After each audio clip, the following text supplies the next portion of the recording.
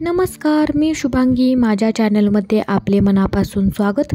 जेव्हा कधी पण आपण बघतो की कोणताही केक, आईस्क्रीम बनवताना मॅक्सिमम टाईम त्यात कंडेन्स्ड मिल्क वापरतात.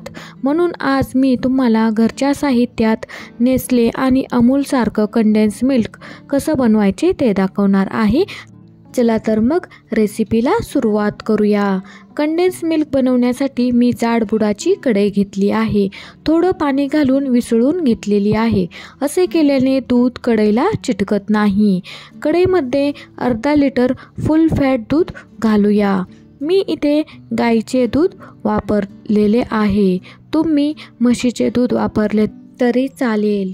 दूध गरम झाले की यात अर्धा कप साखर घालूया आणि कंटिन्युअसली हलवत साखर पूर्णपणे विरघळून घेऊया. एकदा की दूध आपले छान उकळायला लागले की गॅस आपल्याला मंद करायचा आहे. याला तुम्ही सतत ढवळत नाही राहिला तरी चालेल. अधूनमधून चेक करत राहायचे. दूध अर्ध्यापेक्षा कमी होत नाही तोपर्यंत आपल्याला हे छान उकळून घ्यायचे आहे. साधारणतः 20 ते 25 मिनिटे लागतात.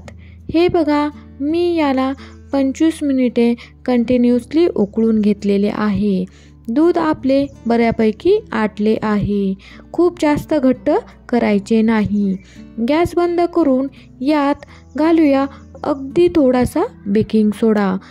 सोडा घातल्यावर याला सतत ढवळत थंड करून घ्यायचे आहे. बेकिंग सोडा घातल्यामुळे बघा आपले कंडेन्स मिल्क किती हलके व्हायला सुरुवात झाली आहे. किती छान दिसत आहे.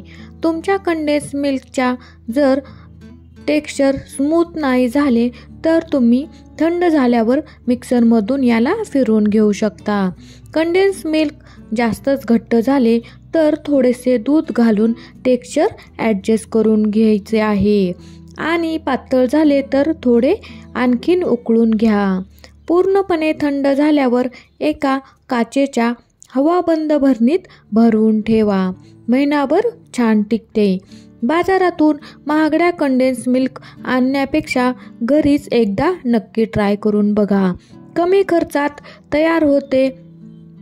आजचा हा व्हिडिओ तुम्हाला कसा वाटला नक्की कमेंट करून सांगा. आवडला तर लाईक करा, इतरांना शेअर करा, चॅनलला सबस्क्राईब करा. भेटूया अशाच नवनवीन व्हिडिओ घेऊन. तोपर्यंत धन्यवाद.